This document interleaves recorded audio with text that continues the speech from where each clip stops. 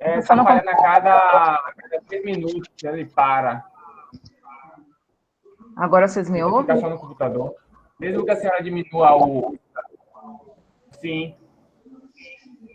Tenta diminuir o slide. Clica ali no botãozinho ali de minimizar. Tenta minimizar. Peraí, deixa eu fechar aqui o meu... slide. Deixa eu fechar aqui a minha...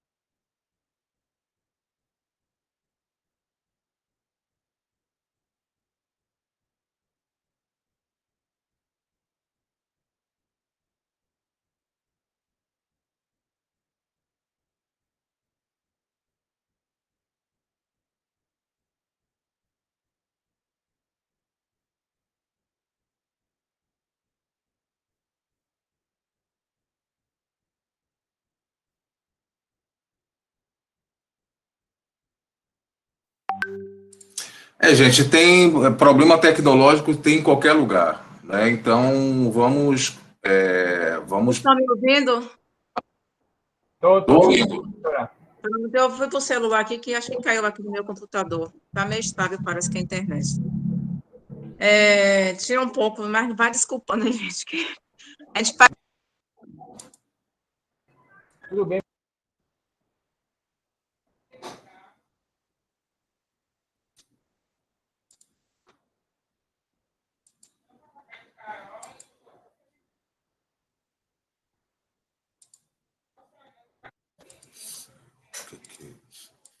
Votos.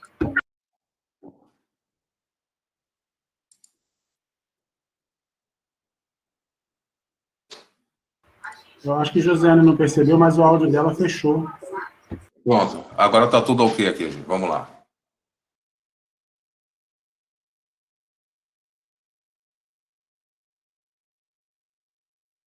Vocês me ouvem? Ouvimos, sim. Pode falar. Um outro aspecto que eu estava tratando é da liberdade de expressão e acesso à informação, tá? A gente considera como direito indispensável a justiça e a democracia, né? Levando em consideração que toda pessoa tem o direito a buscar, receber e divulgar informações nos termos estipulados pelo artigo 13º da Convenção Americana sobre Direitos Humanos. E a gente acredita que o direito à informação ele é essencial no combate à pandemia, né? Uma vez que essas informações elas sejam objetivas, claras e que esclareça todos e como pode. Um outro aspecto interessante da liberdade de expressão e acesso à informação, né, é a vulnerabilidade que a democracia se encontra aos fake news, né, que eu acho que pressupõe uma democracia participativa, orientada para a solidariedade e cooperação, e não para empreendedorismo e continuidade a todo custo. Esse é um aspecto também que eu acho extremamente interessante. E aí eu trouxe, assim, para a gente alguns grupos considerados vulneráveis que têm tido bastante dificuldade nesse processo, que eu acho que é considerado violado, que são as pessoas LGBTQI, né, que são pessoas particularmente vulneráveis, que durante a pandemia, né, principalmente aquelas pessoas com sistema imunológico comprometido, que testaram positivo para HIV, essas pessoas enfrentam o maior risco de contaminação pelo novo coronavírus. Né?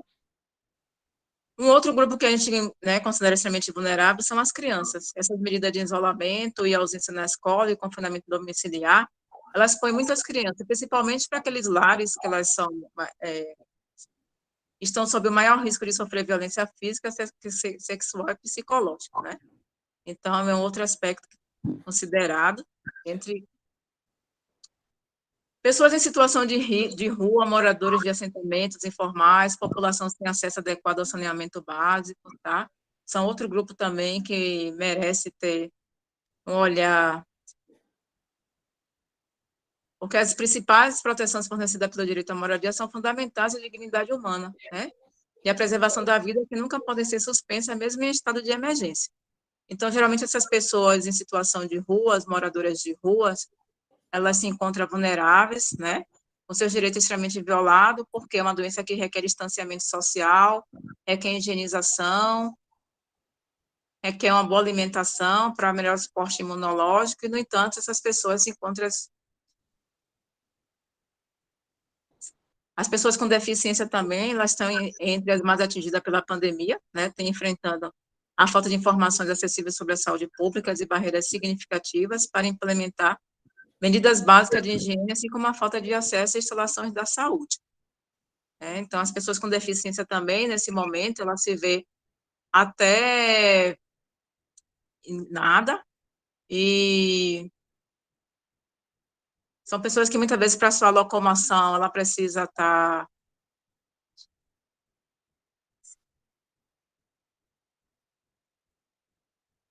Outras pessoas são os indígenas e povos tradicionais, né? Muitas dessas comunidades de povos indígenas e povos tradicionais, ela vivem em situação de pobreza extrema, e por isso enfrenta desnutrição, condições imunossupressoras, e são, portanto, mais suscetíveis a contrair essas infecções. Então, né, diante desses aspectos que foram aqui tratados, né, o que fazer, né, para que esses direitos eles sejam assegurados e a sua violação não sejam.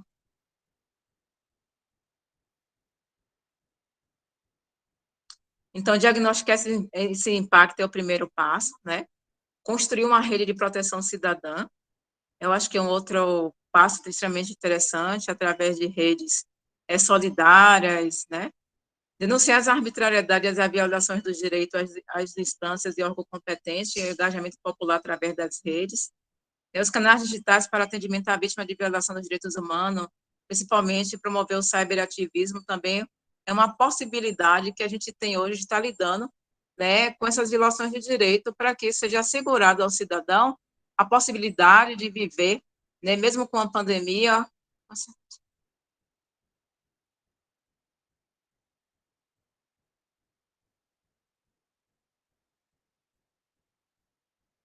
Houve, acho que a Eu acho comunicação, que o... acho que ficou mudo. José. Pode falar agora. Então, eu trouxe aqui, para finalizar minha fala, o que fazer, né, diante desse cenário em que os direitos humanos não são extremamente assegurados, são violados, né, como nós, enquanto população, enquanto sociedade, podemos nos mobilizar para estar contribuindo, corroborando com essa garantia dos direitos do cidadão.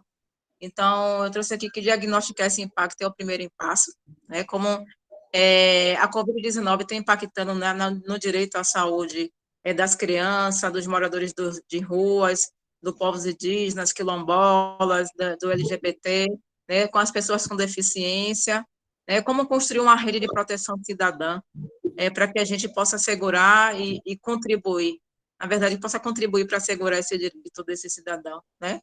Acho que a denúncia da arbitrariedade e as violações dos direitos às instâncias e órgãos competentes, o engajamento também que é popular através das redes, que é uma possibilidade, né?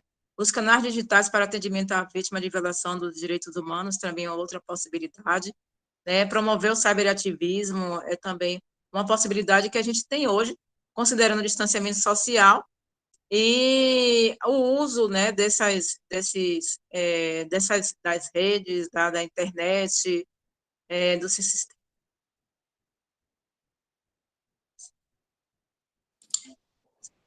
Acho que o seu áudio de E novo. aí, meu olho está indo e voltando, às vezes eu ouço assim só o final da minha voz, enfim. Então, gente, eu acho que é mais ou menos isso. Eu vou disponibilizar, né, para outra professora trazer a fala, enquanto eu vou tentar aqui ver se eu...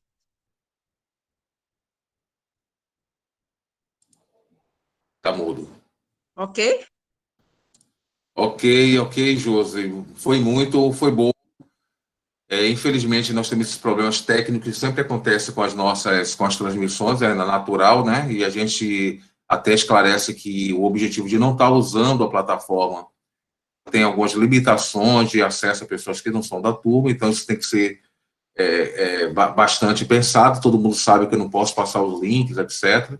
E a gente preferiu pelo YouTube porque tem muita gente interessada na programação, as fronteiras das atividades que estão aqui nessa roda de conversa, ela terminou também outras pessoas com interesse em participar. Então, a gente teve que criar um canal alternativo, né, que permitisse que outras pessoas pudessem ver também. Tem pessoas que estão aqui nessa sala que não são alunos da turma, mas pessoas também que vão para o YouTube, que agora, ainda bem que já está tudo resolvido, o Darlan começa a informar aqui.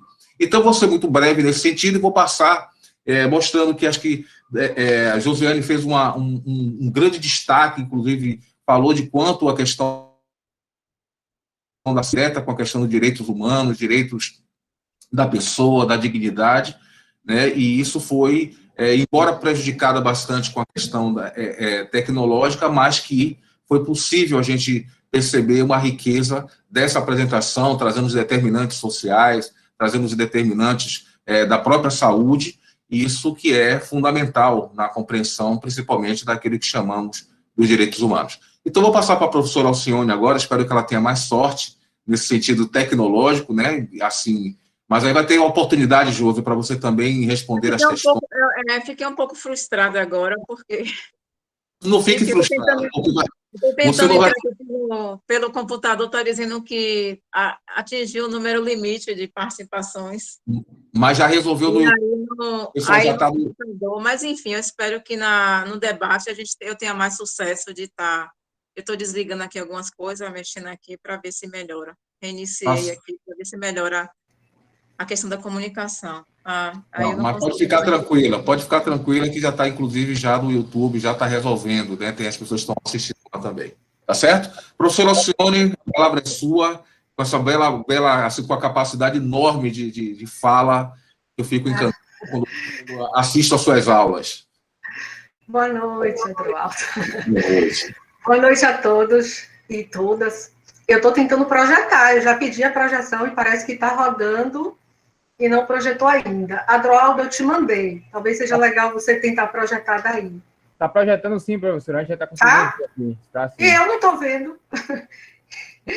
Está na tela inteira? A gente consegue ver aqui, sim. Acho que você precisa somente, Alcione, projetar ele no próprio PowerPoint para ele ficar com a tela toda inteira. É só já dar um F5. Dá um F5 e resolvido. Já resolvi. Estão vendo a tela inteira? Ainda não. Para mim já está. Mas de toda sorte, enquanto amplia... Mas a gente consegue ver sim. Pode continuar. Já pedi para projetar a tela inteira, tá? Eu vou dar uma interrompida para voltar, para tentar de novo. Por quê? Então, eu mais uma vez agradeço. Estão vendo, gente? Me sinaliza.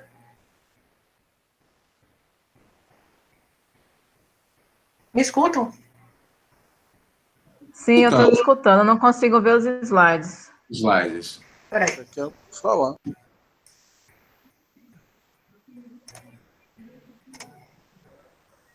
De novo. Ok? Então, enquanto... Boa noite mais uma vez, Adroaldo, obrigada pelo convite. É recíproco o prazer em dialogar e em trocar ideias acerca desse espaço que é a saúde, né? Boa noite, Josiane, Bruno, prazer compor também com vocês esse espaço e agradecer a todos os estudantes e presentes nessa roda de conversa para discutir uma temática que é tão relevante nos dias atuais, né? Acho que foi bom falar antes de Josiane, ou falar depois de Josiane também, porque ela já traz várias questões acerca dessa discussão dos direitos humanos.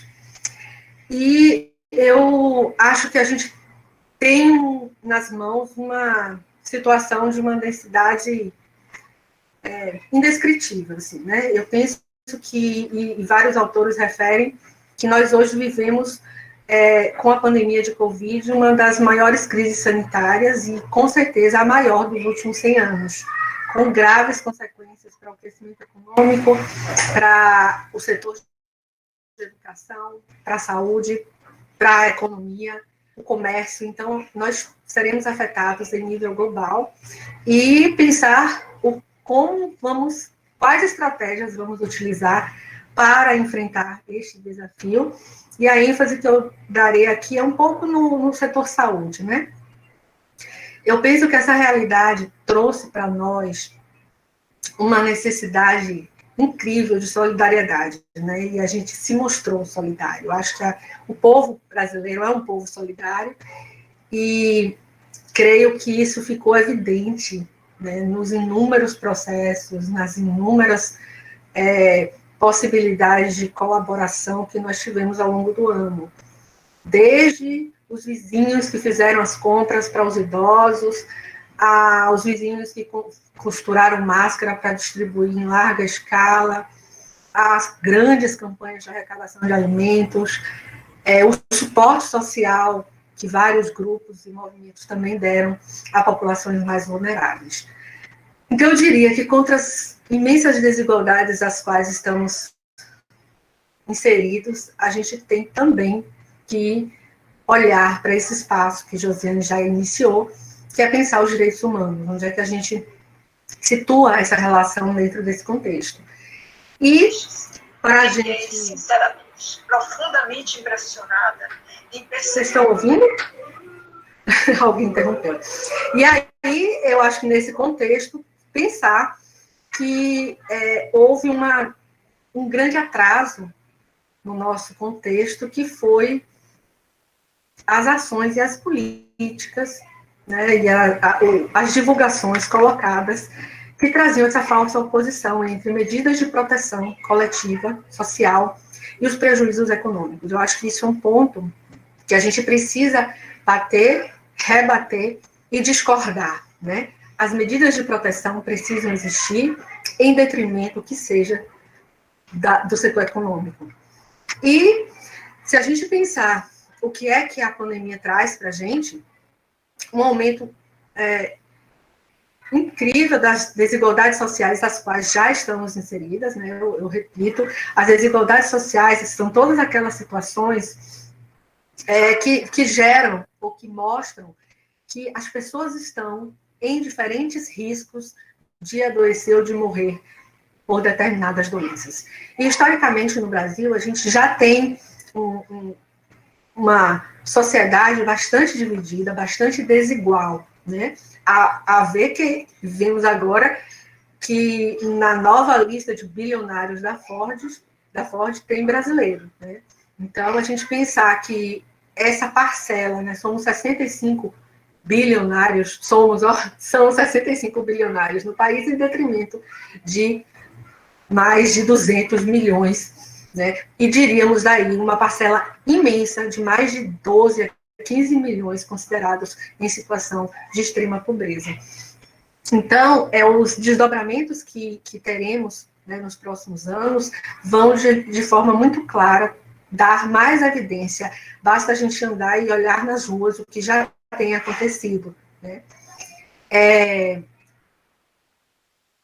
Nesse mesmo contexto, a gente vive nos últimos anos uma desvalorização, um desmonte desse sistema de saúde que se constitui e se constituiu talvez como um dos maiores sistemas de saúde do mundo, em termos de sua estrutura e sua capacidade de oferta. Eu acho que esse é outro ponto que a gente não pode desqualificar e esquecer. O tamanho e a dimensão do nosso Sistema Único de Saúde, que atua desde a vacina, essa vacina que começou ontem, começa hoje a campanha da gripe, até o transplante. Então, a gente tem um sistema de saúde que atua nos extremos, né? E lembrar que a saúde no Brasil nunca ocupou um lugar central, né? A saúde sempre foi colocada, saúde, quando eu falo, não estou falando de assistência médica, a gente precisa distinguir também que saúde não é só ter uma consulta médica. Saúde é um complexo, né, de ações e intervenções, depende desse complexo de ações e intervenções para prover saúde, né? E aí a gente tem desde as políticas intersetoriais às políticas específicas de atenção médica individual. Mas essa é uma das ações.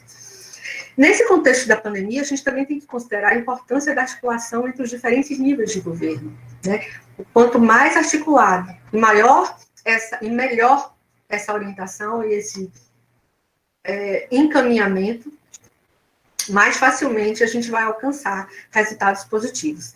E, por sua vez, que é o que eu acho que vou abordar um pouco mais, a organização dos serviços no enfrentamento da pandemia. O que é essa organização dos serviços de saúde, né? Quando a gente fala isso? É ampliar o número de leitos ambulatoriais, hospitalares e de UTI, né? Então, a gente precisa também refletir sobre esse lugar. Essa apresentação não traz grandes novidades do ponto de vista das informações. Várias dessas informações estão sendo divulgadas diariamente nos jornais, na TV, né? Tudo que a gente assiste, a gente fala de Covid diariamente. Então, o que eu fiz foi uma tentativa de agregar um conjunto de informações para que a gente tente, para que a gente possa refletir, talvez coletivamente, deixar uma sementinha aí para a gente pensar a respeito de alguns dos aspectos e do quanto esse sistema de saúde brasileiro atual precisa do suporte e do apoio de todos os movimentos sociais e da sociedade civil, organizada ou não. Só para a gente ter uma dimensão, mais uma vez, são mais de 136 milhões de casos de Covid em todo o mundo, isso no dia que eu consultei o consórcio de imprensa, cerca de 2,93 milhões de óbitos no mundo, né? No Brasil, mais de 13 milhões de casos e já deve estar em torno de 352 ou de 353 mil mortes, com mais de 3 mil mortes diárias. E aqui, um pouquinho das informações, né? A gente chegou dias a ter mais de quase 70 mil casos novos registrados e tivemos um dia que chegamos a 100 mil, 99 mil, né, casos. Então, é uma curva ascendente que demanda, né, um olhar e uma atenção desse sistema de saúde com muito mais agudez e capacidade de articular os diferentes serviços e os diferentes pontos de atenção. O mesmo, aqui é a mortalidade, né, eu já falei também, uma coisa assustadora, né? Eu lembro que no início da pandemia, quando a gente ouvia os dados da Itália, que foi o ponto que... Professora, eu sei que é muito... Desculpa, eu sei que é muito difícil quando a gente interrompe o raciocínio, mas não está girando o slide, não sei o que é que está acontecendo. Quando Será que se eu não projetar, melhora? Posso não projetar. Não tem problema com o áudio. Agora rodou. Agora está ok. Mas ele não está projetado, assim. Dá para ver? Dá para ver. Agora dá para ver. Não está na forma apresentação. Eu vou seguir assim, então, tá? Pronto, aí você aumenta um pouco mais a imagem, aí fica perfeito. O pessoal está falando aqui que não está conseguindo ver. Conseguem ver aí? Está ótimo. Sim, agora está ok. Me sinalize, pode interromper, tá? Pode interromper, não tem problema não. Aqui é a mortalidade no Brasil também, esse número absurdo, e eu estava falando que quando os primeiros casos de Covid surgiram, no ano passado, e a gente ouvia os 400 óbitos, 500 óbitos diários na Itália, nos pareceu assustador, nos pareceu absurdo. Por que a dor lá fora valeu tanto mais do que os nossos quase 4 mil óbitos diários, 3 mil óbitos diários, né? Quando é que nós, enquanto sociedade, vamos olhar e considerar que, de fato, vivemos? Quando foi que nós consideramos e o que é que a gente está hoje, como a gente tem encarado esse momento?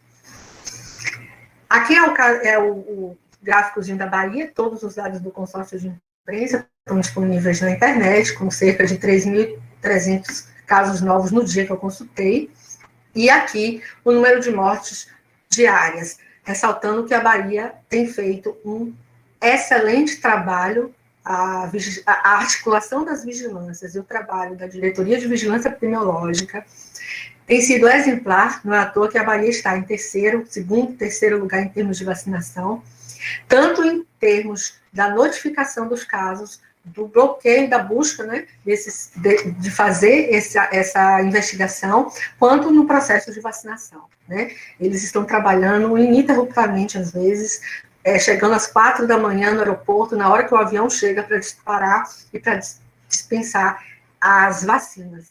Então, eu acho que olhar para o que é que tem de bom e o que é que está dando certo. Sem dúvida nenhuma, os profissionais de saúde, todos, têm um empenho e têm se esforçado além das suas capacidades. Porém, em detrimento desse volume de casos, nós temos uma cobertura aqui, eu busquei de 11 de abril de ontem, de hoje, né? 3% de população totalmente vacinada, cerca de 6 milhões. Né? Quando o ex-parceiro do nosso presidente, o ex-parceiro que perdeu a eleição, que comungava com uma lógica bem parecida, hoje os Estados Unidos vacinou mais de 110 milhões de pessoas. Então, a gente tem que, de fato, olhar para essa questão, que não é uma questão dos estados apenas, né, como a gente tem discutido, tem sido amplamente divulgado, que a questão da vacinação precisa de um comando único, né, ainda que os estados tenham se mobilizado a partir do consórcio Nordeste, do grupo de governadores que lideraram.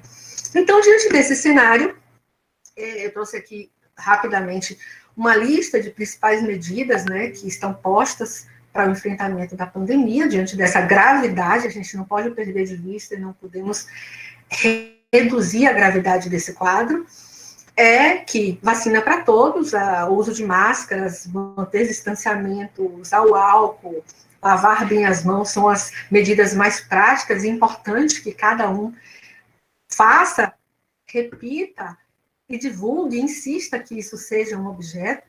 A organização dos serviços de saúde, sem dúvida nenhuma, articulando as ações de vigilância em saúde nos diferentes espaços e o fortalecimento da atenção primária à saúde. A realização de ampla testagem, porque sem a testagem a gente não notifica. Preparo da rede de assistência, sem dúvida nenhuma, os leitos de enfermaria hospitalares e de UTI.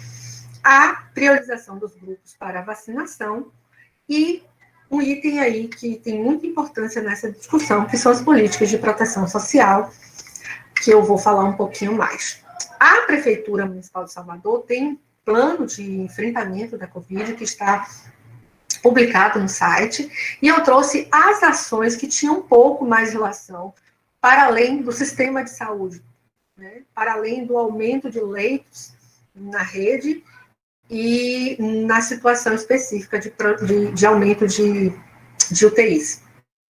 Então, está lá previsto o consultório na rua para atender pessoas em situação de rua, porque é uma população em situação de rua, e não moradores de rua, então a gente precisa também assimilar outras dimensões nessa questão de como abordar a problemática. Foi criado o programa Salvador para Todos, por todos, né, com o auxílio de R$270 para profissionais autônomos cadastrados. Tem se insistido no controle da circulação de pessoas e mercadorias, algumas medidas voltadas para a população vulnerável e a suspensão de aulas e distribuição de cestas básicas com suporte social a estudantes. Eu fico pensando a partir dessas medidas, né, e aí eu acho que é uma pergunta que eu me faço e que acho que a gente se faz, creio que todos, quais os grupos estão mais vulneráveis diante da necessidade de prevenção e isolamento social? Como a pandemia expõe as imensas desigualdades entre classes sociais no Brasil e como os serviços devem se organizar para enfrentar a pandemia. E aí eu me perguntava, isso desde o início, tem muitos posts no Instagram e na internet, né, sobre essa questão de navegar. Se navegamos no mesmo mar, se é uma calma, uma revolta, se estamos no mesmo barco, no meu barquinho, ou estamos no iate, né? Dizem que nunca se vendeu tanto iate no Brasil. Por quê? Porque os ricos compram seus iates e vão velejar, estão livres, isolados, e não precisam, né? Não tem essa preocupação. Então, são questões que estão no cerne do desenvolvimento de nossa sociedade, que eu não vou abordar aqui, mas tem muito a ver com a produção e a organização social, né, da nossa sociedade. E quando eu falo em grupos vulneráveis, que são foco dessas ações específicas, se eles estão no mesmo patamar que o conjunto da sociedade, então existe um grupo privilegiado, existe a sociedade, existem os grupos vulneráveis. Aldeias de população indígena, hoje mesmo saiu uma reportagem de uma festa próxima a uma população indígena que não usa máscara, que fica livre, que se acontece casos numa população indígena que tem outra cultura e outros hábitos, pode ser devastador. População em situação de rua, como eu já falei, como uma população de rua pode se isolar, né, do vírus, como enfrentar a pandemia. Pessoas com doenças crônicas ou autoimunes, as imunossuprimidas, os profissionais do comércio informal, e aí tem todos os colegas, amigos, né, tantos que trabalham com o comércio informal que foram altamente prejudicados, as empregadas domésticas e diaristas, e não podemos esquecer dos trabalhadores do sexo. Né? Esses dados vêm da revista Rádio da Fiocruz, está disponível também na internet, e muito interessante. Então, a gente pensar que a pandemia expõe de forma diferente as classes sociais, é porque pensar em condições de vida é além da questão de ter saúde. Né? Até a percepção da saúde é diferente para as diferentes classes sociais. Né? A percepção da saúde para uma pessoa que tem distância das necessidades básicas, eu vou perceber quando eu estou com tosse, eu percebo quando eu estou com a dor de coluna. Mas quanto mais próxima do pão, da comida, e eu acho que Bruno vai falar disso, mais distante a percepção das condições de saúde, eu não posso adoecer. Então, a gente tem, sim, diferentes condições de vida garantida, podemos dizer, pelo próprio rendimento e pelas políticas públicas. É outra palavrinha que eu quero que vocês guardem aí. Essas desigualdades também em função da dimensão trabalho e renda. A gente tem uma população desempregada hoje altíssima, e a precarização das relações de trabalho com a redução dos direitos desde 2016, 2017, a gente tem sofrido muito, né, a população empregada reduz a cada ano, e ao reduzir a população empregada, reduz-se a arrecadação da Previdência, o que vai incidir na redução do benefício sobre famílias e dependentes. A insuficiência de renda da população, né, e da população em situação de rua, que traz para nosso cenário a necessidade de políticas voltadas para a assistência social desse público, e que, diante da ausência, lógico que as desigualdades sociais que já existiam, que já eram imensas no nosso país, tendem a aumentar e a regredir, no sentido de que elas aumentam, e a distância entre as classes, com certeza, será maior, e os estudos vão mostrar.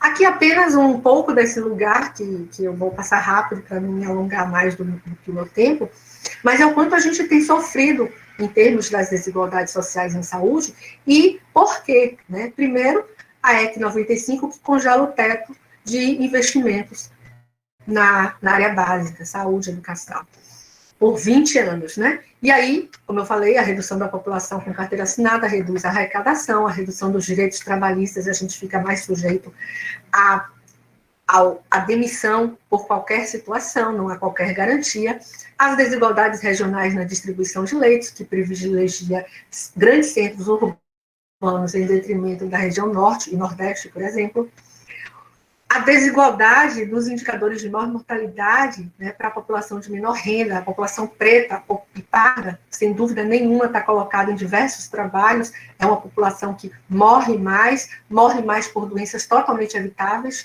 né, como mortalidade infantil por diarreia, a violência é maior também, né, a morte por homicídios é maior na população jovem negra. Então, são desigualdades que precisam ser encaradas, e só podem ser encaradas com políticas públicas.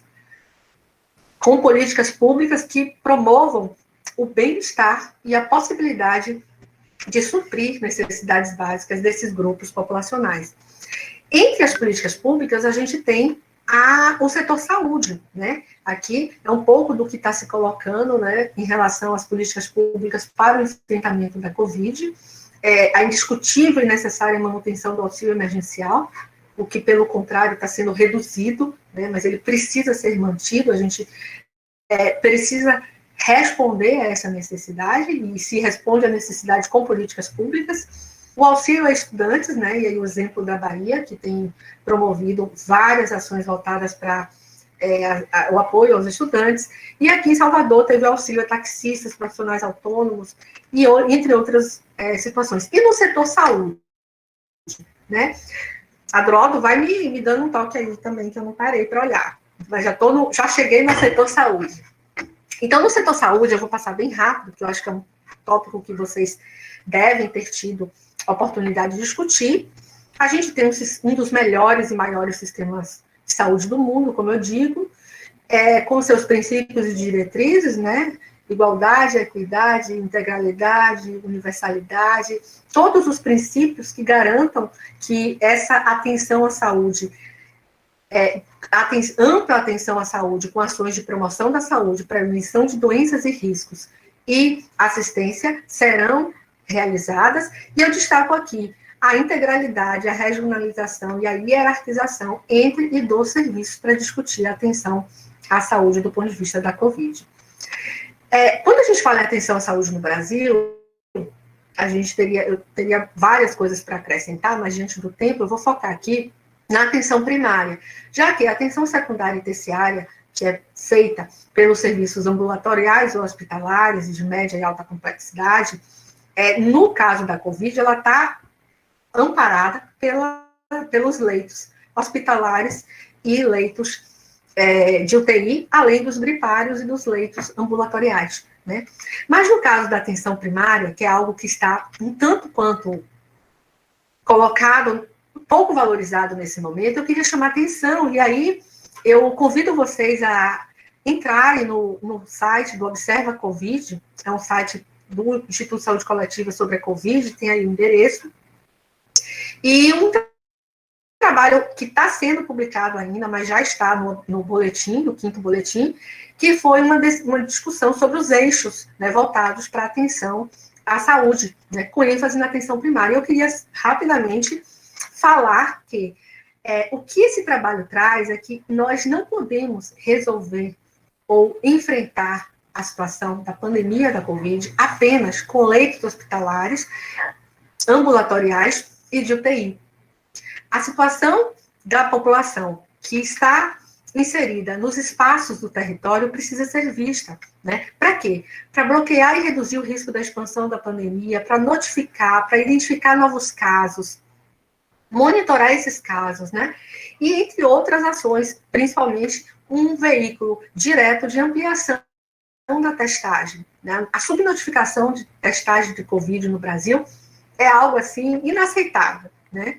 E o incentivo ao isolamento social, então estaria no eixo 1 de vigilância. O eixo 2 seria do ponto de vista da atenção. O que é que se pode fazer no âmbito da atenção primária, né? Assistir os casos leves, monitorar as condições clínicas para saber se precisa ou não de uma atenção, para que a gente pudesse esvaziar os gripários e as UPAs, né? Acompanhar para identificar a gravidade dos casos, a importância da interação à rede de emergência hospitalar e de transporte sanitário entre atenção básica e atenção especializada. No suporte social a grupos vulneráveis, as ações direcionadas aos grupos de maior vulnerabilidade têm visto apoio psicológico, financeiro e social, né? Por exemplo, a busca de locais para serem alternativos como espaços de isolamento, né? Você vai colocar como para uma população que vive muito agregada, do ponto de vista do território, para fazer isolamento, né? Então, caberia a atenção primária, um suporte social nessa direção. E, sem dúvida nenhuma, a melhoria da acessibilidade para viabilizar uma continuidade desse cuidado.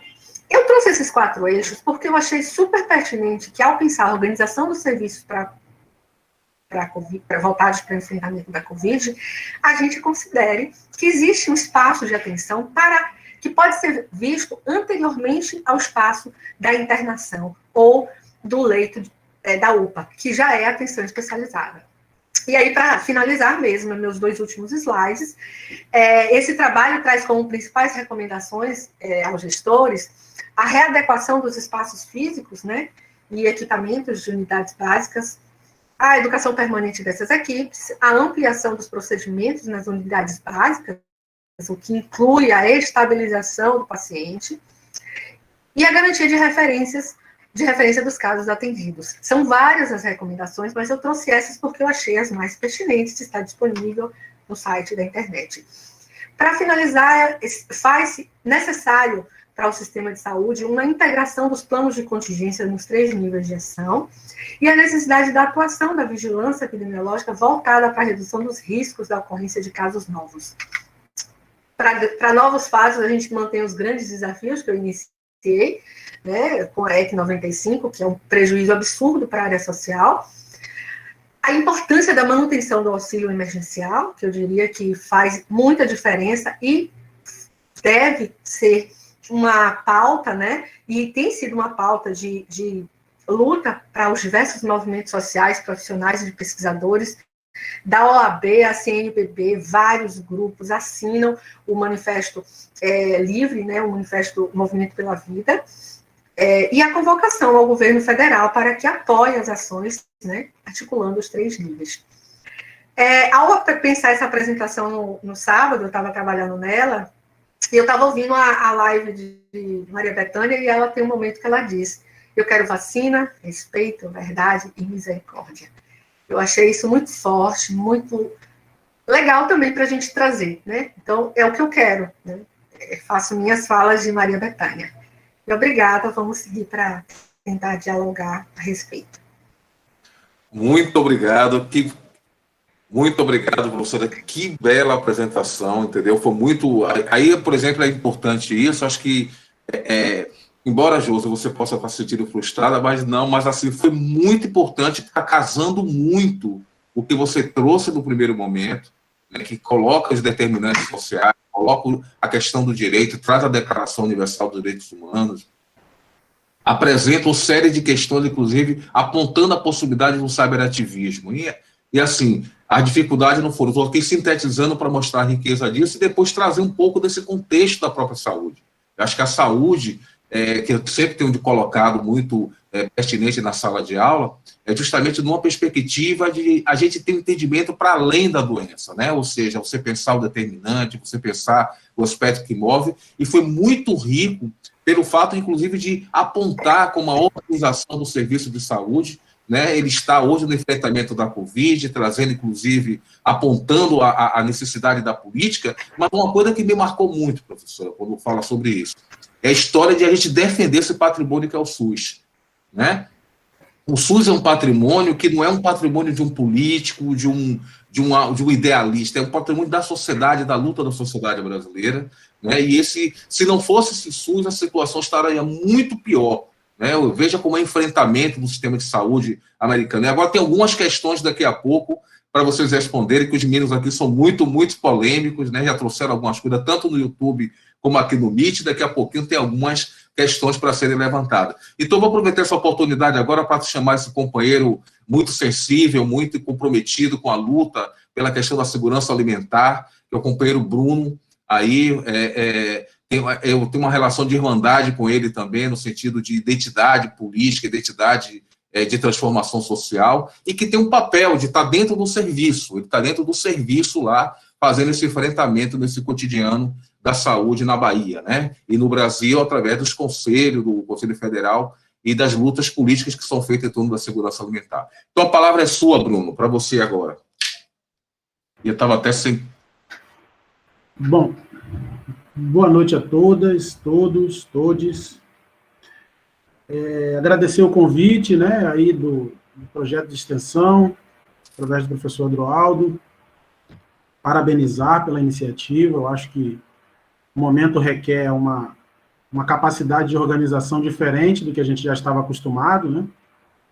Então, essa iniciativa, ela vem justamente abraçar um período difícil de encontros físicos, mas necessários, né? Enquanto a gente não consegue, a gente vai se organizando por aqui. Parabenizar, né, Josiane e Alcione pelas falas. Eu acho que depois da fala delas fica muito difícil a gente falar. Trouxeram todos os determinantes sociais que interferem diretamente nesses processos todos aí que a gente está vivenciando, né? Eu fiz uma opção de não trazer nada preparado para apresentar, entrando muito no ritmo da roda de conversa, e eu tenho mesmo um pouco, assim, me afastado desse instrumento mais formal de apresentação, ao longo, até em sala de aula, enquanto eu estava em sala de aula, eu já trabalhava mais ou menos nessa perspectiva de um debate, de um diálogo mais aberto, e entrei na onda da proposta, né, de roda de conversa. Mas eu acho que, assim, tanto a Alcione como a Josiane foram perfeitas nas suas análises relativas às desigualdades sociais, né, como um todo. E aí eu entro, pegando especificamente a questão da insegurança alimentar e nutricional no Brasil, tá? E trazendo um pouco de como ela está dentro do processo da Covid-19, né? Como ela, assim, como esse tecido social se esgarçou e a gente hoje tem uma situação incontrolável, né? Já é uma pandemia paralela ao Covid, a questão da fome e da insegurança alimentar. Isso tá muito visível na rua. Você passa num semáforo, tem gente com cartaz pedindo, você entra num supermercado, tem famílias inteiras na porta do supermercado pedindo. Você, onde ainda funciona restaurante popular, você vê que há uma aglomeração de pessoas, assim, famintas, né, meio desnorteadas, assim, o cenário. Um amigo meu, eu estava conversando com um amigo meu outro dia, que também milita na segurança alimentar e nutricional, é mestrando na Universidade do Rio de Janeiro, no programa de segurança alimentar e nutricional. Ele falou: Bruno, o cenário aqui no Rio parece um cenário pós-guerra. Nas regiões do centro da cidade, próximo aos restaurantes populares, nas periferias do Rio, parece um cenário pós-guerra. As pessoas andam na rua parecendo zumbi, elas não estão mais conectadas com o mundo, né? E aí eu trago uma frase de Frei Beto, que ela muito me estimula a discutir a segurança alimentar e nutricional, e muito me estimula a discutir a participação da sociedade nesses processos, né? É uma frase curta, direta, né? Ele fala o seguinte: o povo brasileiro, essa fala, ela é antes da situação de pandemia, claro, e antes, lá na década de 90, de um livro dele da década de 90. Ele fala assim: a situação do povo brasileiro hoje é lutar por direito de bichos, alimentação e moradia. Essa frase me marcou muito quando eu era estudante. Tá? E depois a gente vem construindo, no fim da década de 90, início dos anos 2000, a gente vem construindo um tecido social relativamente seguro para isso, com as diversas estruturas criadas de tentativas de inclusão social. Tá? Mas aí eu preciso tomar dois elementos importantíssimos que não podem estar ausentes dessas avaliações da gente. A primeira é a escravidão no Brasil. E segundo, como consequência dela, a pobreza. Conceito de pobreza. Tá? E você um pouco mais direto, tá? E trazer dois elementos básicos. Primeiro, quem é pobre, a cor de quem é pobre no Brasil, para a gente tentar dialogar um pouco sobre isso, e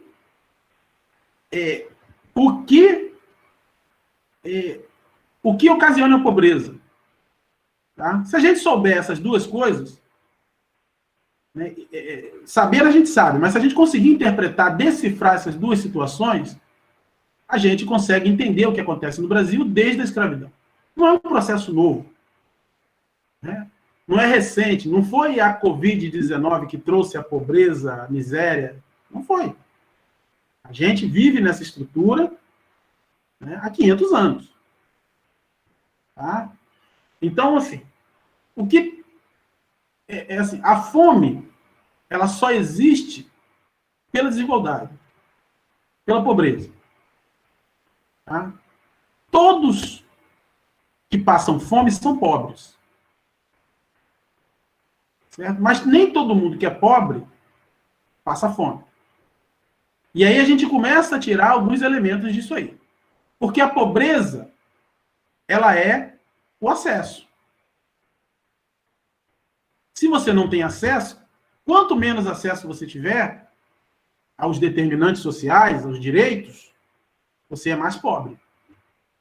Quem garante acesso é o Estado, através das suas políticas públicas. Tá? Então, vamos lá. Se a gente pensar o seguinte, eu não estou falando de partido A, B ou C, nem de sistema de governo, nem nada. Eu estou tentando só levar a gente a uma reflexão. Tá? Se a gente defende um Estado mínimo, pouca participação do Estado, a gente vai ter mais pobres. Se a gente concorda que o inverso da pobreza, né, e da desigualdade social é o acesso, quando eu afirmo que o acesso ele só é pleno a partir do Estado, tá? Se a gente opta pelo Estado mínimo, a gente está optando por uma sociedade pobre. Com poucos acumulando e muitos excluídos. É o que está acontecendo no Brasil agora. E o que vem acontecendo no Brasil há alguns anos recentes. E aí, alguns elementos trazidos, né? Reforma trabalhista, reforma previdenciária, extinção, não, mas assim, que a lei não foi extinta, né? Mas abandono da política de aumento real do salário mínimo, tá? Precarização do trabalho, desemprego. Tudo isso faz parte de um cenário de pobreza. A Covid-19, a pandemia, ela só veio aprofundar isso. Tem uma pesquisa recente que o Brasil, parece que, eu não sei o quantitativo, mas aumentou a quantidade de bilionários no período da pandemia. Acho que isso foi falado aqui. Tá? Saiu uma pesquisa semana passada da Rede Brasileira de Pesquisa em Soberania Alimentar e Segurança Alimentar. Nós temos hoje, em situação de insegurança alimentar grave, 19 milhões de brasileiros.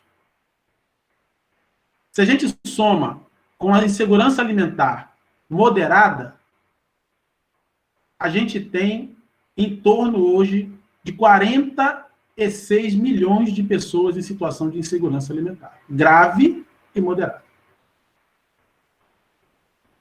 Se a gente for colocar isso em população ativa, a gente tem quase metade da população brasileira nessas condições. Então, assim, é um cenário de guerra. É um cenário de guerra. Combater a insegurança alimentar, combater a pobreza. Combater a pobreza é garantir acesso. Só que a gente está indo na contramão. A gente, a todo momento, vê o Estado brasileiro, na figura dos seus representantes, tá, propor diminuição do Estado, que vem desde lá do golpe, em 2014, né, 2016, até agora. Em sete anos, a gente andou 50 anos para trás. Tá? Então, a gente tem uma tentativa de diminuição do Estado de uma maneira acentuada, na perspectiva de deixar muitos de fora. As falas dos ministros, dos chefes de Estado, elas são assustadoras com relação a isso. Só para trazer uma situação mais recente, está aí a discussão da compra da vacina por empresas. O que é isso? Isso é a tradução da sociedade brasileira hoje. Quem tem dinheiro se resolve. Quem não tem, espera. Quebrando um princípio fundamental do SUS, que é a universalidade. A equidade. O que eles estão votando lá? E isso parece que está no Senado, foi aprovado no Congresso Nacional, na Câmara Federal. O que eles estão votando é as pessoas que têm dinheiro, e a proposta originária era, quem tem dinheiro compra, aplica em seus funcionários e acabou. A partir da resistência, da pouca resistência que ainda existe dentro do Congresso Nacional, se caiu, propôs que 50% das doses compradas por essas empresas fossem destinadas ao SUS. Os outros 50% aplicada na população que eles... E já eu vou contar o cenário desesperador que é isso. Além disso, eles têm isenção de impostos, integral. Tradução disso. Vão usar o governo federal para a compra de vacinas, porque as empresas estrangeiras não estão vendendo para empresas, só estão vendendo para os estados, né, a estrutura pública. O que eles vão fazer? Vão usar o Ministério da Saúde para comprar as vacinas e vão ter isenção. Essa vacina sai de graça para eles. Essa vacina sai de graça. A luta é para que eles podem comprar. Mas 100% das doses elas têm que ser destinadas ao SUS e seguir o calendário de prioridade, seguir o calendário, seguir a política nacional de imunização. Senão você quebra. Senão você quebra a política pública.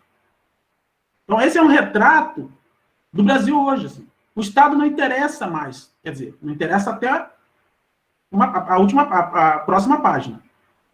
Tá? Mas se utilizam do Estado para essas maracutaias. Ninguém ali acredita no Estado. Mas está vivendo dele há mais de 30 anos. Todo mundo acha que o mercado se resolve, o mercado se resolve. Está aí a situação. Para se resolver, o mercado não resolve.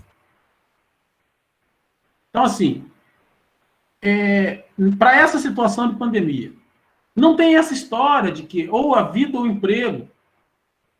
A vida é soberana. A vida está acima de qualquer coisa. O que a pandemia tem nos mostrado com relação a isso? Não há geração de recurso, de riqueza, sem a mão do trabalhador. Por que eles estão preocupados? Estão preocupados com a vida do trabalhador? Não estão. Estão preocupados porque os seus lucros caíram. Por que eles estão indo para a rua protestar? Para garantir o seu emprego? Não, para garantir o lucro deles. Porque se um trabalhador morrer, tem um monte na fila. Eles não estão nem aí. Não é para garantir o emprego, para garantir a riqueza deles. Então, essa pandemia mostrou que, apesar do caos, o trabalhador tem mais força do que imagina. Porque a luta deles não é pelo emprego, a luta deles é pela riqueza, pela garantia das suas benesses. Se o trabalho para, eles param de acumular. Olha o exemplo das montadoras no Brasil. Quantas empresas de automóveis pararam? Porque não tem mão de obra. Está todo mundo adoecendo dentro dos espaços de trabalho. Mão de obra qualificada não dá para ser tão rotativo assim. Morre um engenheiro especialista daquela situação, para você descobrir outro é um problema grave. Tá? Então, assim, essa balela de ouvido ao emprego não existe. O que vai garantir o emprego é a vacina. O que vai garantir o emprego é o acesso à saúde. O acesso à saúde tem que ser através da vacina. Não tem outra forma. O Brasil entrou numa rota que, se não vacinar em massa, a gente não sai dessa história. E o perigo maior da gente estar produzindo novas cepas do vírus que vão tornar ineficiente essas vacinas descobertas agora, e o Brasil se isola do mundo. A gente não vai poder entrar mais em canto nenhum. Já não estamos podendo. Mas se for descoberta uma nova cepa no Brasil que inutiliza a vacina, essas vacinas que estão postas no mercado, acabou. Então, além do colapso, né, de tudo que está acontecendo, da economia, a gente tem um colapso sanitário com consequências inimagináveis. A gente está com colapso funerário, a gente está com risco, por esse colapso funerário, com risco dos nossos lençóis freáticos estarem contaminados. Olha a cadeia. A agricultura vive dessa água do lençol freático. Primeiro produto que chegar contaminado com Covid em qualquer canto do mundo, a gente para de vender para o mundo inteiro. Por isso que o agronegócio está desesperado. A ganância deles é tanta, que a gente vai acabar isolando o país nesse contexto. Tá? Então não tem outra forma, não tem outra saída da gente dessa crise se não for a luta pela vacina. Então, a insegurança alimentar e nutricional, ela só vai conseguir, né, diminuir se a gente diminuir a pobreza. Nesse caso da pandemia, a pobreza ela está extremamente profunda. A gente já vinha num processo de empobrecimento da população por todos esses elementos que foram citados aqui, por Alcione, por Josiane, né? Da exclusão social a partir dos diversos determinantes. Você diminui o investimento em saúde, você diminui o investimento em educação, você diminui o investimento em assistência social, diminui o investimento em segurança pública, diminui a renda do trabalhador, aumenta o tempo de trabalho dele, adoece esse trabalhador, aumenta a inflação, olha o ciclo. E as pessoas estão cada vez mais excluídas do seu processo. Aí vamos trazer outros elementos. Acaba, por exemplo, como um programa Minha Casa Minha Vida, não tem mais moradia pública, acaba com os fomentos de incentivo à pesquisa, acaba com a possibilidade da entrada do pobre na universidade, acaba com o investimento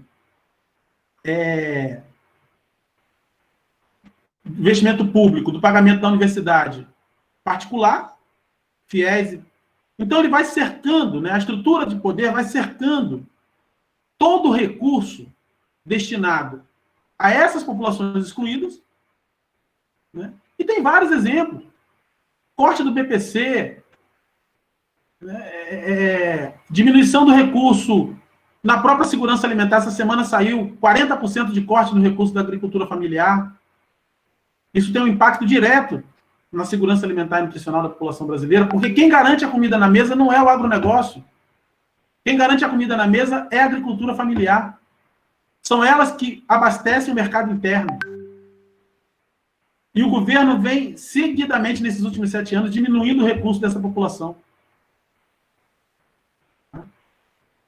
E quem garante isso é quem luta pela terra. E isso eu sempre falei em sala de aula. A criminalização do MST é um absurdo. Porque a partir do momento que eles chegam num centro urbano para fechar uma via, é porque a situação já está muito mais grave do que vocês imaginam. Eles estão ali lutando pelo direito de você comer. Não é deles, não. Eles querem garantir o abastecimento interno. A comida sem agrotóxico, que faz parte também da insegurança alimentar. A água potável. Quando acontece um desastre ambiental daquele em Mariana e outra cidade que eu esqueci. É isso que os movimentos sociais do campo estão lutando. Pela biodiversidade, pela garantia do ecossistema e por você comer comida sem veneno. Tá? Então, assim, não vou me alongar muito. Eu acho que tem muita coisa nesse caldeirão aí para discutir. Não dá tempo. Eu acho que a gente já está mais de 1 hora conversando. Vou deixar aí o tempo para vocês perguntarem, participarem. Mas eu queria finalizar assim, ó. Eu sou nutricionista de formação, tá? Hoje eu não estou trabalhando com nutrição, mas estou no Sistema Único de Saúde, eu sou sanitarista da Secretaria de Saúde do Estado da Bahia. Mas eu tenho um contato grande com os nutricionistas e me envolvo com a categoria a partir do momento que eu participo das suas entidades de classe. Então eu tenho visto muito nutricionista em rede social orientando, troque a carne por ovo e falando da qualidade da proteína, troque o arroz pelo macarrão e troque isso por aquilo. Eu queria avisar os nutricionistas e as outras profissões que defendem isso, ou que defendem de uma certa forma essa mesma lógica, que é muito mais fácil trocar o presidente do que o seu prato de comida. Tá? Boa noite. Estou aguardando aí as perguntas. Que coisa belíssima, gente. Essa noite realmente foi uma noite muito linda, muito linda. Muito questões que você traz aí, Bruno, é o que termina também sendo permeando sobre as nossas discussões. É uma turma bastante ativa, questionadora, e assim, eu acho que completou, parecendo até que vocês conseguiram fazer uma articulação das falas, porque parabéns por essas reflexões tão profundas e que coloca, inclusive, me parece que isso ajuda os colegas, que já são colegas, eu posso dizer daqui a pouco, que daqui a pouco são colegas seus de nutrição, de enfermagem, que eles estão praticamente no fim do curso, e isso ajuda bastante a promover esse debate. E tem algumas questões que eles levantam já aqui, já anotei algumas questões aqui que eles trazem, e isso de maneira muito, muito concisa, porque é uma turma que você tem diferentes posições ideológicas. E aí eu vou começar aqui já, e me parece, se tiver algum, vou me ajudando aí, por gentileza, a equipe, né? Que Igor traz aqui uma questão, aí vai servir para 3. Acho que eu vou fazer 3 blocos de perguntas, e aí a gente vai, as questões que ele apresenta. Igor fala que, com a pandemia, as desigualdades multiplicaram. Não é todo mundo que tem possibilidade de trabalhar de casa, muitas vezes tem que encarar o dia a dia da rua e correr o risco de adoecer e, o pior, acontecer. Então, esse é o que Igor está dizendo, daqui a pouco você fala um comentário sobre isso, mas Ricardo Américo traz, mas ainda é precária a testagem pelos órgãos públicos. As pessoas têm que tá morrendo para que eles disponibilizem o PCR, teste seguro. O que deveria ser primordial para conter essa tal prática, essa tal pandemia? Isso é a palavra de América. Vou trazer mais uma aqui, embora o tempo está muito avançado, mas não tem problema, né? Porque o transporte... Deles, repete essa última aí, que eu não... ele não coloca em forma de pergunta, mas de questão. O que deveria ser primordial para conter essa pandemia? Né? Então, é uma questão que acho que talvez para os 3 que estão colocando aqui, que foi belíssimo, né? Estou aqui encantadíssimo com essa proposta. E por que os transportes públicos continuam cheios? Qual a política desse modo? Né? Os impostos continuam aumentando. Esta atenção do governo tem a ver também com a população que ficou sequelas com a gravidade pós-intubação, o que fala Santos Hubert, é um colega nosso aqui da turma, mas ele aparece assim no YouTube. Rita fala assim o seguinte, acho que só que coloca, vocês vão formulando a partir disso. Né? Rita coloca, as campanhas educacionais e informativas sobre a Covid estão consistentes e eficazes na população de maior vulnerabilidade social, é o que pergunta aqui Rita Lima. Né? E, por fim, Eliane fala, a conscientização dos direitos enquanto cidadão é uma atitude mais ativa, e aqui concorda com que traz também, já completando sobre isso, a ideia de Mário Henrique, que diz coronavírus é mais letal entre os negros no Brasil, apontam dados do Ministério da Saúde, pretos e pardos, chega a 1 em cada 3 entre os mortos por Covid-19, equivalendo a 32,8%. Na verdade, são perguntas que estão dentro do contexto, porque eles também são muito da área de saúde, também dialogam com isso, mas que talvez a gente possa dividir, embora o tempo, com os problemas técnicos, atrapalhou muito a nossa discussão de hoje, mas eu acho que dá para discutir. Nós vamos ter aqui mais uns 10 a 15 minutos para a gente tocar um pouco isso aí, porque tem outra turma que daqui a pouco está chegando. Mas eu quero também ressaltar que essa roda de conversa, tivemos a participação de mais de 660 pessoas, foram quase 170 pessoas participando, e foi bastante positiva talvez se tivéssemos resolvido esse problema técnico do YouTube, acho que aumentaria mais. Então, parabéns para todos aqueles que são da sala, que são extremamente inteligentes, bem combativos, e eu acho que agora a palavra de vocês para dar conta o que for aparecendo aqui, no próximo bloco a gente apresenta esses resultados, tá bom? Tem algumas coisas aqui, mas eu apresento aí. São essas questões para vocês responderem aí, não sei como é que vocês se dividem, que se sentem à vontade para responder. Eu posso pegar o embalo e já fazer a primeira... Pode? A primeira... Pedir só... Vocês estão me ouvindo? Pedir só a Josiane e Alcione licença, só para fazer uma fala com relação a essas questões. Eu vou tentar ser bem enxuto, né? Primeiro eu terminei a fala, né, dando uma proposta, que é uma proposta bem pessoal, né? Mas eu entendo que nesse momento eu não posso me esconder. Tá? O meu posicionamento é esse, com relação ao governo federal, né? E eu acho que é dever de todas as pessoas que defendem os direitos humanos no Brasil se posicionar nesse momento. Talvez seja o momento mais grave da República, tá, em termos de história, e é importante estudar a história por conta disso, e a gente precisa, de fato, se mostrar, a gente precisa, de fato, assumir um lado, porque esse lado, ele está poupando vidas. Tá? Então, eu acho importante pontuar isso, me desculpe quem é contrário, quem apoia, mas eu não posso me ausentar, eu não posso ficar calado diante dessa situação. Eu que tenho uma história de luta em defesa do SUS, de luta em defesa dos direitos humanos. Com relação, só para tentar sintetizar as perguntas, com relação ao como ao controle da pandemia, eu acho que no Brasil hoje já não existe mais essa possibilidade, principalmente pelos movimentos feitos pelo governo federal diante da pandemia, né, de negar tudo. Enquanto o mundo inteiro alinha os cuidados, como, por exemplo, essa discussão de lockdown ou não lockdown, e a gente tem visto que o lockdown tem sido efetivo em todo o mundo, né? O Brasil está indo nessa contramão. Só no Brasil a gente tem uma média de óbitos assim, parece que na Índia agora também. Mas só o Brasil estava crescendo óbito e número de casos. Todo o resto do mundo, com o lockdown e avanço da vacinação, o movimento é contrário. Estados Unidos, em janeiro, estavam morrendo 5 mil pessoas, hoje não chega a 1.000. Está com quase 40% da sua população vacinada. Então, o controle da pandemia hoje no Brasil não tem outro jeito.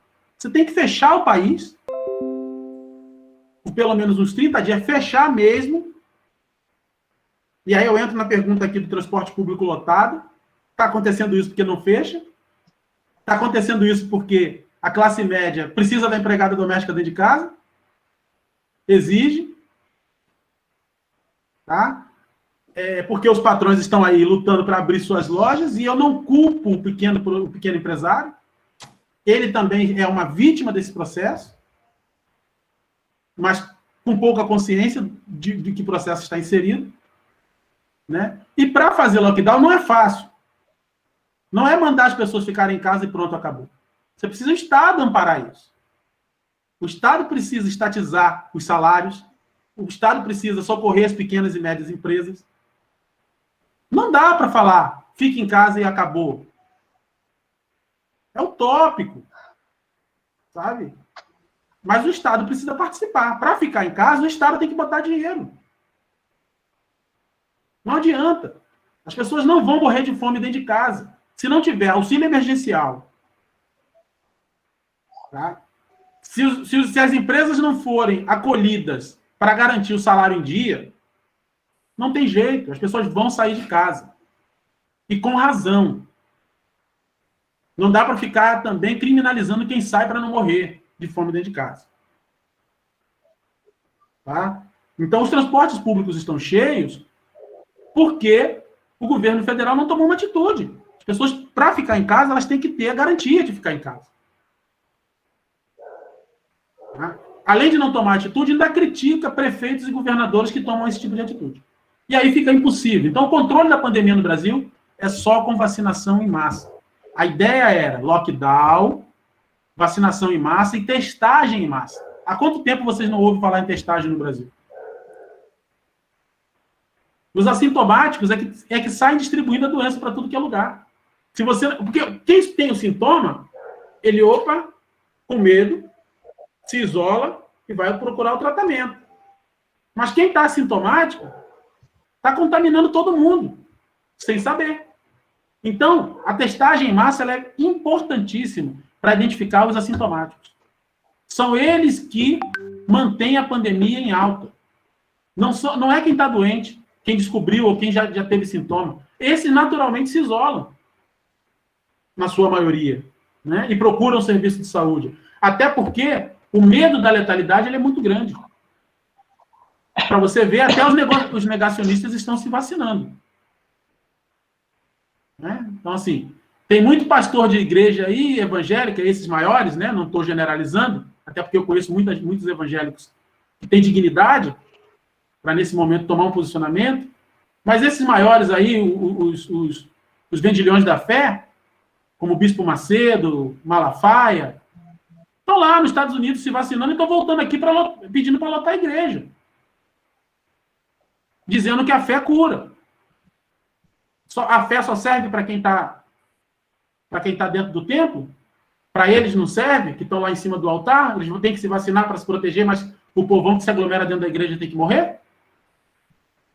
Então, é isso. A pandemia só vai acontecer se tiver essas 3 atitudes. Lockdown, vacinação em massa, testagem em massa e isolamento dos casos assintomáticos.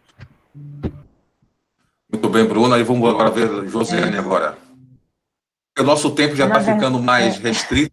Você rápido. Mas, assim, vai ser a mesma sala. Vai ser a mesma sala. O grupo que vem vai entrar nessa mesma sala, vai estar no YouTube também. Agora, mas aí pode ir falando. Oi, Darlan. É que teve uma pergunta específica para Josiane mais cedo. Qual foi, por favor? O rapaz fez aqui no YouTube, o Mário Henrique. Você poderia... Sim. Mário Henrique perguntou especificamente para você. Darlan, qual foi a pergunta? Nesse cenário, é visível o aumento do uso das redes sociais. Até que ponto isso pode ser um benefício ou malefício para o indivíduo? Foi específico para você. Foi quando você estava falando. Foi. Eu, só rapidamente, por causa do tempo, né? Infelizmente, né? Faz parte do contexto hoje contemporâneo, a gente paga do serviço que a gente tem da internet, que não é um dos melhores. Mas, assim, analisando, né, o que eu trouxe, enquanto eu fiz algumas leituras para estar fazendo essa apresentação, que a Cione colocou, que o Bruno colocou, e aí eu lembrei de um grande amigo meu, que infelizmente, um professor da prática da vida, que infelizmente a Covid levou muito recentemente, né, e muito jovem. Então, ele estava sempre dizendo, a gente fazia muito debate sobre esse contexto atual, e ele dizia assim, precisamos reorganizar a esperança. E aí, eu fico me perguntando aqui, a semana passada eu fiz uma live lá no trabalho sobre a questão da violência à mulher nesse contexto da Covid, né, porque a Alcine traz essa escola, essa possibilidade, ela está inviabilizada, ela vive muitas vezes em um ambiente familiar que é de maus tratos, que é de recolhimento, que traz, às vezes, desequilíbrio até mental para as crianças, ansiedade. Tem as mulheres, a população indígena, enfim, as empregadas domésticas, todas as que foram citadas, né? E aí, dentro desse contexto que a gente tem hoje, nesse cenário que foram relatados aqui, triste, ameaçador dos direitos humanos, né? O que fazer mediante isso, né? E aí, como organizar essa esperança de fazer esse confrontamento? Aí Bruno Reis traz uma fala, Bruno, professor, né, o professor Reis, traz uma fala muito nesse sentido de que a gente precisa ter lado e fazer enfrentamentos, né? E dentro da nossa realidade, do espaço que a gente ocupa de fala e de ação, mesmo que essa ação um pouco limitada por conta do distanciamento social, o que a gente pode estar provocando dentro da sociedade para essa reflexão, né, para fazer diferente, e para levar um pouco de consciência das pessoas de que é preciso ter mudanças, porque senão a gente vai chegar em um patamar de desmonte, de destruição da sociedade, porque assim está crescendo o desemprego, a fome, a violência, de que eu não quero nem imaginar e nem tenho nem, né, de como a gente vai... Então, assim, essa semana passada eu estava assistindo sobre um movimento de ONGs, né, através das redes sociais, para estar mobilizando a sociedade para a questão da alimentação, da segurança alimentar. E, assim, um movimento extremamente efetivo do ponto de vista, né, de estar chegando próximo do cidadão, né. Tinha uma ONG mesmo que trabalha essa questão da educação, distribuindo tablets, outra questão da alimentação, através da cesta básica. Então, tudo isso através de dispositivos sociais que aproximavam um pouco mais da população, considerando nesse distanciamento social que a gente está vivenciando agora. Então, assim, e tudo, Bruno, Darlan, que tem a parte do bem, tem a parte do mal, né? Então, a internet está aí, né? A parte mal é o uso dos fake news, desmotivando, desmobilizando, e levando muitas vezes informações desmotivadoras e inverdades que às vezes ameaçam a democracia, como também da forma que é utilizada, né, com fins não muito benéficos, essa mesma rede social ela pode ser utilizada com os fins benéficos, né? De trabalhar o cyberativismo, né? Quando as pessoas não se sentem mais representadas pelos seus representantes, ela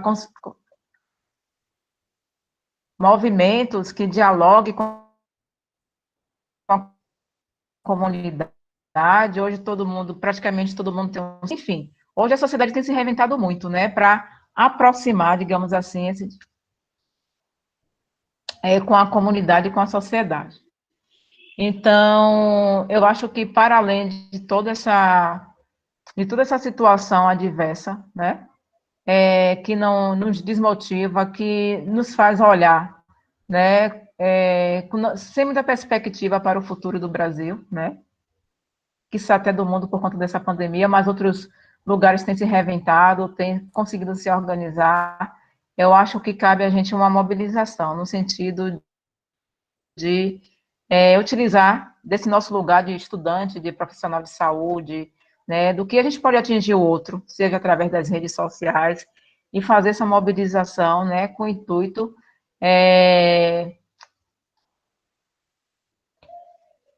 eu acho que é por aí, só por causa do tempo, eu acho que eu vou encerrar minha fala. Eu quero dizer que não pararemos por aqui. Não pararemos por aqui. Nós vamos ter... Eu serei bem breve nessa direção. Eu vou finalizar com o chamado de que existe um espaço de atenção do sistema de saúde, que é a atenção primária, que tem grande possibilidade de realizar ações e que pode, sim, contribuir tanto para a reabilitação desse usuário que sai da atenção hospitalar e volta, como também para o suporte às comunidades, no sentido de fazer esse ajuste em termos de como viabilizar o isolamento social, como, por exemplo, eu falei em relação aos grupos vulneráveis, em encontrar espaços de igreja, escola, que possam ser esse abrigo, como no início da pandemia, algum serviço disponibilizou hotéis para os profissionais de saúde que não podiam voltar para casa. Então, eu acho que a atenção primária tem uma grande importância, né? Enquanto a vacina não chega, pensemos que a gente só tem 3% de cobertura e a gente precisa controlar a pandemia, sim. A gente tem condições, a gente tem um sistema único de saúde que teria capacidade de vacinar cerca de 2 a 3 milhões de pessoas por dia. A gente conseguiu chegar a 800 mil, né? Por quê? Porque não temos vacina. Então, o grande embate hoje, de fato, é a aquisição de vacinas e o segmento desses grupos. E, sem dúvida nenhuma, várias das coisas que nós trouxemos é o cenário futuro, que não é um cenário tão apaziguador. Porém, eu acredito que eu acredito em nós enquanto sociedade, né? Eu temo muito por nossa democracia recente. O governo atual não é um projeto específico, um amplo projeto de retorno dos grupos de extrema-direita ao poder, é um movimento que aconteceu em vários países e que também aqui. Então, nossa democracia ela é muito jovem, ela é muito recente, e ela precisa, sim, ser assim como um sistema único, um sistema de 30 anos, que sofreu ao longo do tempo vários desmontes e que, a partir da EC em 95, em 2016, tem tido graves, né, tem trazido graves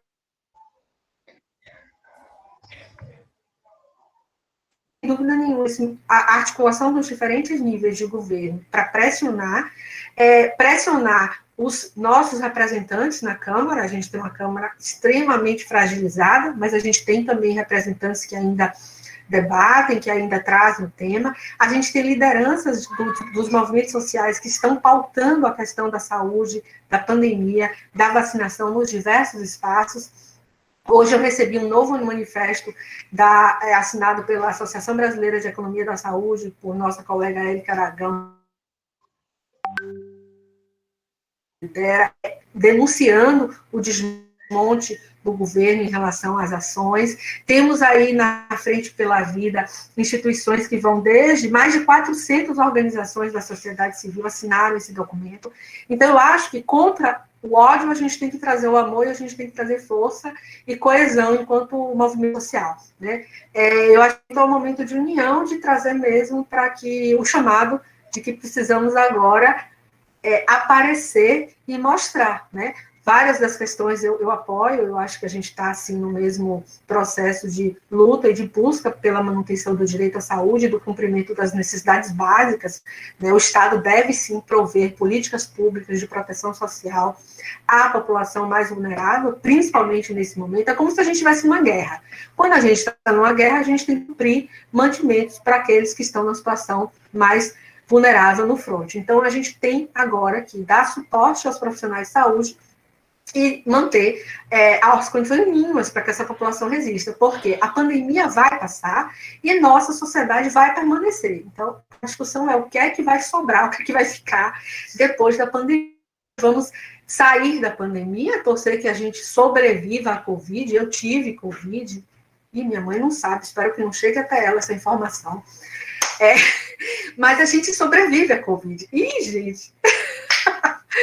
Então é isso, tá? Eu agradeço o convite mais uma vez, professor, querido professor Adroaldo, e eu estou à disposição para a gente continuar a discussão, que é muito mais ampla do que o que a gente imagina, porque é um debate que envolve, aí, como o Bruno traz, questões que se relacionam ao modo de produção, as escolhas do multilateralismo que a gente hoje tem, o lugar do BRICS nessa produção mundial, o nosso baixo incentivo na pesquisa e na tecnologia, a gente reduziu o incentivo à pesquisa e tecnologia, então nós estamos virando um país dependente da produção de tecnologia externa, a gente importa a tecnologia e exporta a matéria-prima. A gente voltou há 30 anos atrás, e a expectativa é que, ao final da pandemia, a gente volte a indicadores sociais de 20, 30 anos em algumas áreas, para alguns grupos populacionais, os mais vulneráveis. Então, é muito grave, de fato, e a gente tem aí uma infinidade de questões a dialogar, tá?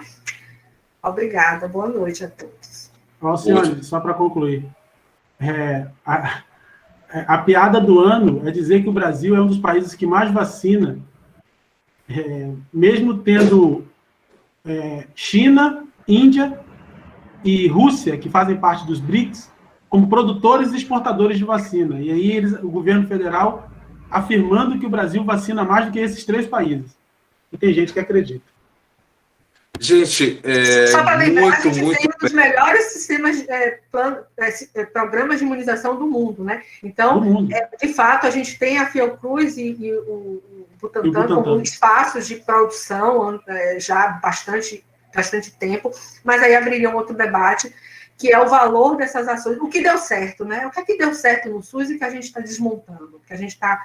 Né? Porque o sistema não está vacinando porque não tem vacina. Então, ele está... aí entra o governo federal, onde é que nós deixamos o bonde andar e esquecemos de subir, porque nós tivemos a oferta de inúmeras empresas, né, fabricantes, e não aceitamos os consórcios, enfim. É isso, muita coisa. E eu quero dizer que é o seguinte, vocês não vão passar batido, não, porque tem várias, eu fico muito chato, porque eu tenho que ficar o tempo todo, acho que vai criar um e-mail para o projeto, porque alguém vai ficar com esse processo de ficar permitindo que você mediar. Na verdade, estou aqui em frente de 3 plataformas diferentes, a plataforma da aula, a plataforma do YouTube, e muitos elogios também a palestra, comentário, porque os comentários deles são muito inteligentes, né? Fala, pena que a democracia acabou e estamos vivendo uma ditadura onde perdemos o direito de ir e vir, trabalhadores presos por estar trabalhando, né?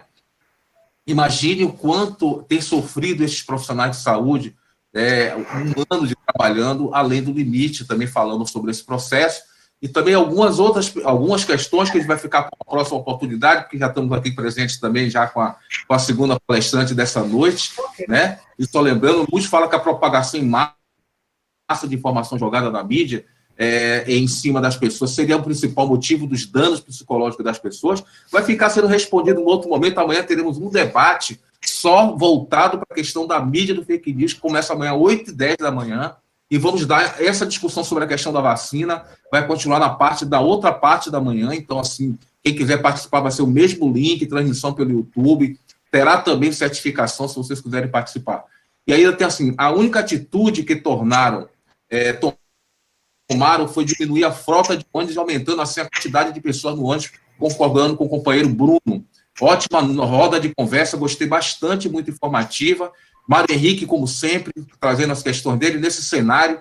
é visível o aumento do uso de redes sociais, já foi respondido, já foi vira para a professora Josiane.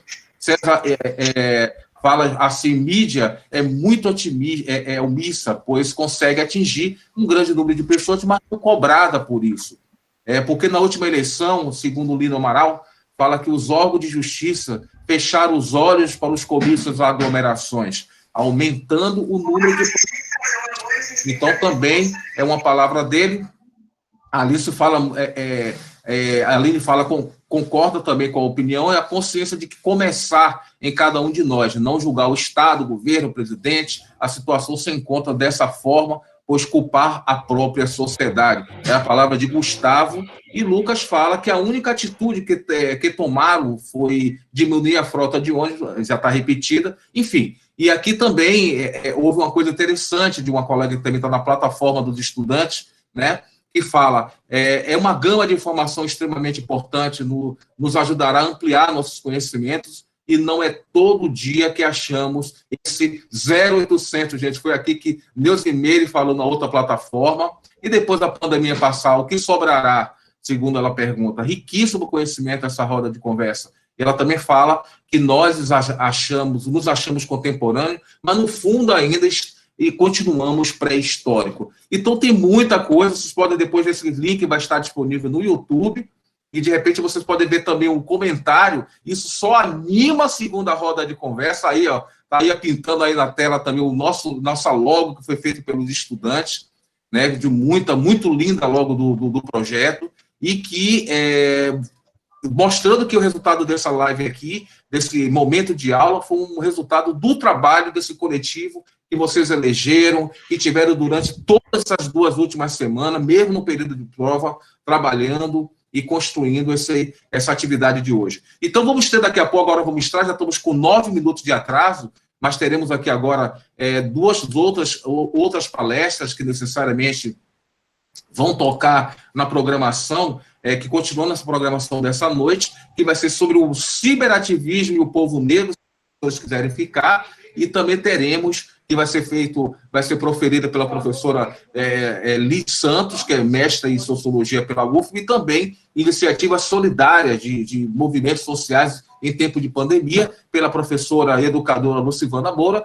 que daqui a pouco vamos apresentar ela, vamos criar aquele ritual inicial, mas lembrando aqui, eu quero chamar a atenção que nós tivemos somente no YouTube 95 pessoas participando, e aqui no Meet temos em todo, me ajude aí vocês que são representantes, vocês que estão cuidando da parte da mídia, mas 101 pessoas assistindo aqui também. Então nós tivemos praticamente 200 pessoas que tiveram atuando, parabéns para essa turma, sempre muito...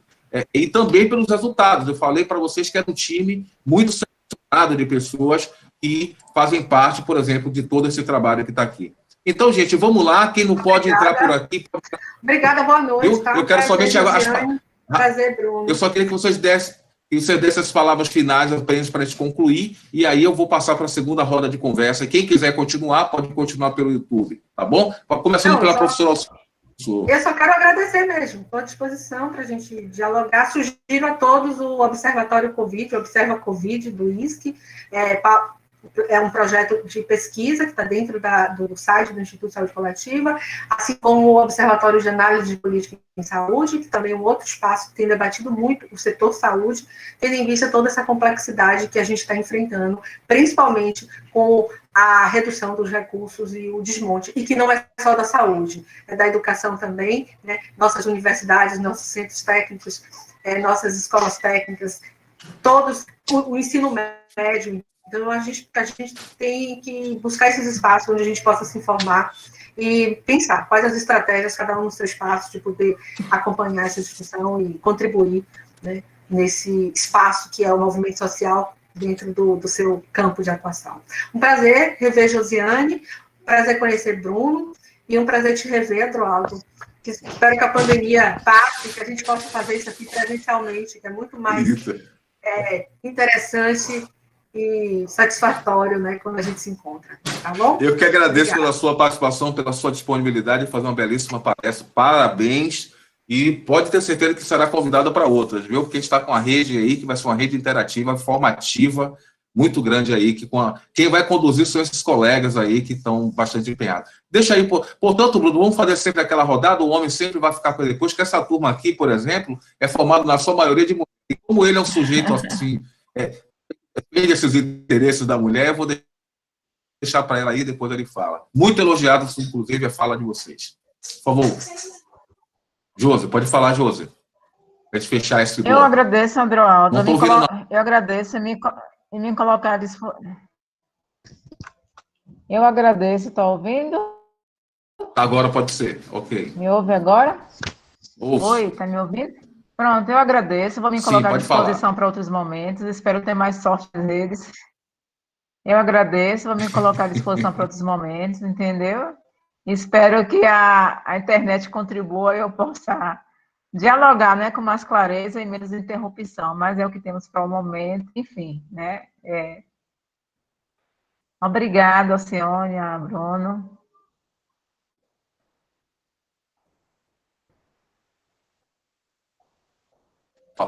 Ok, muito obrigado, então. As últimas palavras terminaram não vindo, mas veio com a energia, formada energia.